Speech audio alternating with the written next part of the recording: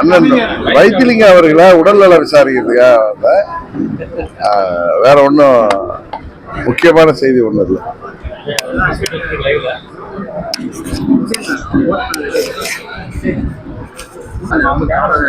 கொடநாடு வழக்கு நடந்துட்டு இருக்கு. ஆமா, அந்த உளவுத்துறை அந்த அதிகாரிகள் எந்த ஒரு நடவடிக்கை யாரு மேல இந்த கேஸ் அப்படியே கிடப்பிலே கிடக்கு. கேஸ் கோர்ட்ல நடந்துட்டு தானே இருக்கு. நீதிமன்றத்தில் காவல்துறை சரியாக செயல்பட்டு அதில் உண்மையான குற்றவாளிகள் யார் என்பதை மக்களுக்கு அடையாளம் காட்டி அவர்களுக்கு தண்டனை பெற்று தர வேண்டும் என்பதுதான் எல்லோருடைய விருப்பமும். ஹிந்தியை விட தமிழை விட சமஸ்கிருதம் பழமையான மொழி அப்படின்னு சொல்லி மத்திய அமைச்சர் சொல்லியிருக்காரு. இன்னைக்கு கூட தர்மேந்திர பிரதான் வந்து இது மாதிரி பேசியிருக்காரு. என்ன சொல்லியிருக்காரு? அதாவது இன்னைக்கு நடந்த இதுல வந்து தமிழர்கள் வந்து தமிழர்களா நீங்க ஏதாவது நான் அது என்னன்னு பார்த்துட்டு நான் தஞ்சாவூர்ல தான் இருக்கேன். நான் அதுக்கு அவர் என்ன பேசியிருக்காருங்கிறது உண்மையில எனக்கு தெரியல. அவர் என்ன பேசியிருக்காருங்கிறத நான் அதை தமிழ்நாடு மக்கள் அநாகரிகமற்றவர்கள். தமிழ்நாடு மக்களா? தமிழ்நாடு மக்கள் அதுதான் சொல்றேன். நான் அதை என்னன்னு நான்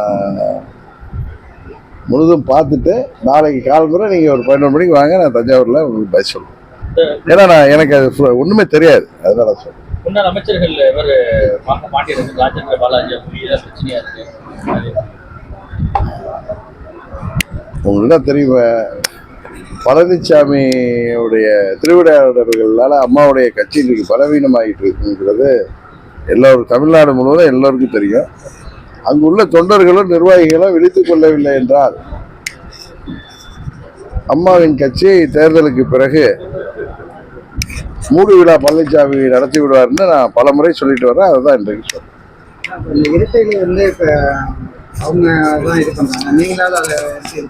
நாங்கள் அம்மா மக்கள் முன்னேற்ற கழகம் நீதிமன்றத்தில் வழக்கு தொடர்ந்திருக்கிறது. இவங்க நான் இன்னொரு கட்சி ஆரம்பிச்சதுக்கு பிறகு நான் நீதிமன்றத்தில் வழக்கு தொடர முடியாது. அண்ணன் OPS போன்றவர்கள் வந்து வழக்கு தொடர்ந்திருக்காங்க. பாப்பா இப்போ தேர்தல் ஆணையத்தில் நீதிமன்றம் அதை முடிவுக்கு கொண்டு வர சொல்லியிருக்காங்க. பாப்பா வெயிட் பண்ணிருக்கோம். தேர்தலில் ஒருங்கிணைந்த அதிமுக போட்டியிட வாய்ப்பு இருக்காரு.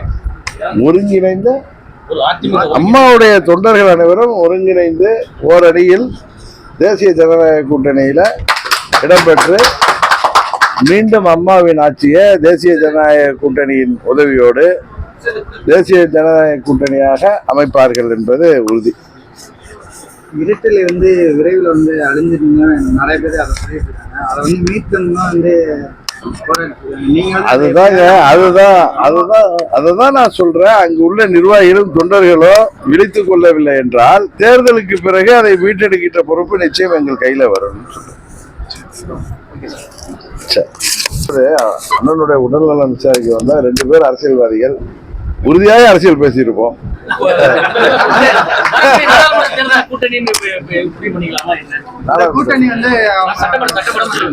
நாங்கள் அனைவரும் தேசிய ஜனநாயக கூட்டணியில் இருக்கோம். உறுதியாக அதில் தான் தொடர போறோம். ஒரு அணியில எல்லாருடைய விருப்பம். அதுக்கு தடையாக இருப்பவர்கள் வருங்காலத்தில் அதுக்கு பதில் சொல்ற மாதிரி சூழ்நிலை. இந்த கை மாட்டிக்கிட்டு இருக்கு எனக்கு.